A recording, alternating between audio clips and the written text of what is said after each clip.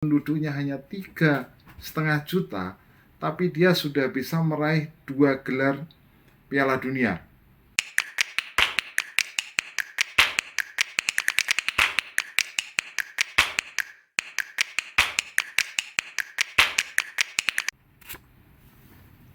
Halo pemirsa, ketemu lagi di channel saya. Kali ini kita membahas satu fenomena menarik ya di dunia sepak bola, yaitu tentang Uruguay. Nah, kenapa Uruguay ini menarik? Karena Uruguay ini adalah sebuah negara yang secara populasi dia itu hanya 3,5 juta jumlah penduduknya. Ya, ini kira-kira seperti total penduduk di Yogyakarta ya, 3,9 juta, atau penduduk Kabupaten Rembang, Pati, Kudus di Jawa Tengah digabung. Cukup kecil, tetapi di dunia sepak bola dia menunjukkan prestasi yang luar biasa dan selalu bisa melahirkan pemain-pemain hebat. Kalau sejak dulu ya, kita lihat ada Enzo Francescoli, kemudian ada Ruben Sosa, Diego Forlan, Diego Lugano, Alvaro Recoba, Sebastian Abreu, Paulo Monteiro. Hingga sekarang pun Uruguay ini selalu bisa melahirkan pemain-pemain hebat. Nah, itu dari sisi pemain. Ini belum prestasi ya, prestasi atau gelar yang mereka dapat. Nah, Uruguay ini meskipun penduduknya hanya 3,5 juta, tapi dia sudah bisa meraih 2 gelar Piala Dunia. Ya, meskipun itu didapatkan pada tahun-tahun lampau, yaitu pertama pada tahun 30 ketika mereka menjadi tuan rumah, dan yang kedua adalah tahun 50 ketika mereka mengalahkan Brasil di Maracana ya waktu itu ya. 2 kali gelar juara dunia. Kemudian mereka juga mendapatkan 15 gelar Copa America. Terakhir itu diraih tahun 2011, dan juga 2 emas Olimpiade yang mereka dapatkan juga di tahun lampau, yaitu 1924 dan juga 1928. Dan di Piala Dunia ini mereka juga 3 kali menembus ke semifinal, tahun 54, kemudian tahun 70, dan juga tahun 2010 di Afrika Selatan. Nah, kalau Anda ingat waktu itu ada insiden handsball Luis Suarez. Nah, itu semifinal yang didapatkan tahun 2010 ketika mengalahkan Ghana di perempat final lewat adu penalti. Jadi kalau sebuah fenomena Uruguay sebagai sebuah fenomena dalam sepak bola ini, seorang penulis terkenal ya, Eduardo Galeano, dia mengatakan bahwa biru langit itu si Celeste ini, atau kostum dari Uruguay ini, adalah sebuah bukti keberadaan dari sebuah bangsa. Dan apa yang cukup puitis disampaikan oleh Galeano ini mengacu pada momen ketika mereka meraih gelar Piala Dunia tahun 50, ketika itu mereka membungkam publik Maracana yang diisi 200.000 penonton waktu itu.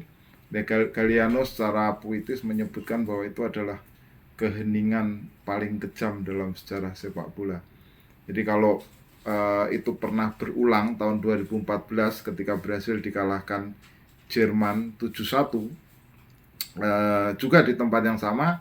Ini masih lebih kejam yang terjadi pada tahun 50, karena waktu itu Maracana diisi lebih banyak 140.000 penonton dibandingkan yang terjadi pada 2014. Itulah yang menunjukkan bahwa Uruguay ini bukan lagi sebuah titik kecil, tetapi sudah menjadi negara atau bangsa yang diperhitungkan dalam sepak bola. Nah, kita lihat di Piala Dunia 2022 ini juga Uruguay masih diunggulkan ya. Meskipun kalau melihat komposisi pemain, masih cukup banyak pemain-pemain yang sangat senior. Jadi mereka memang masih sangat bergantung kepada pemain-pemain kawakan ya, yang usianya itu di atas 30, bahkan di atas 35 masih dipakai. Nah, meskipun begitu, meskipun masih banyak pemain-pemain kawakan pemain-pemain lawas, tapi mereka juga tidak berhenti dalam melakukan regenerasi. Nah, kita lihat dari sisi pemain-pemain lama mereka ya, ada Muslera, ini 36 tahun. Kemudian Sebastian Sosa, ini juga sama-sama posisi kiper, juga 36 tahun. Nah, ada juga Martin Caceres ya, 35 tahun. Diego Godin, 36 tahun. Edinson Cavani, 35 tahun. Luis Suarez, 35 tahun. Itu yang usianya di atas 35 ya. Kemudian di atas 30 juga masih banyak ya. Ada juga Sebastian Coates, Damian Suarez, kemudian Matias Vecino, ini 31. Tapi setelah generasi itu mereka masih tetap bisa melahirkan generasi-generasi baru. Kita lihat di lini tengah ya, mereka masih punya Rodrigo Bentancur, ini 25 tahun usianya. Lucas Torreira juga 26 tahun. Kemudian bintang Real Madrid yang lagi bagus saat ini, Fede Valverde, 24 tahun. Matias Vina, ini bek kiri yang sekarang di Roma, 25 tahun. Kemudian bek tengah mereka yang cukup tangguh, Jose Gimenez, juga 27 tahun. Nah, setelah itu muncul lagi generasi-generasi baru. Ada Darwin Núñez, 23 tahun. Facundo Pellistri, 20 tahun. Ronald Araujo, 23 tahun. Jadi Uruguay ini nggak pernah berhenti dalam melahirkan pemain-pemain baru ya, dengan status bintang. Nah, kenapa? Alasannya ada dua ya. Ada dua hal yang mungkin bisa menjadi salah satu. Ada banyak faktor sih. Tapi kalau mau diambil atau mau ditarik garis simpulnya, benang merahnya, mungkin dua hal ini cukup mewakili ya.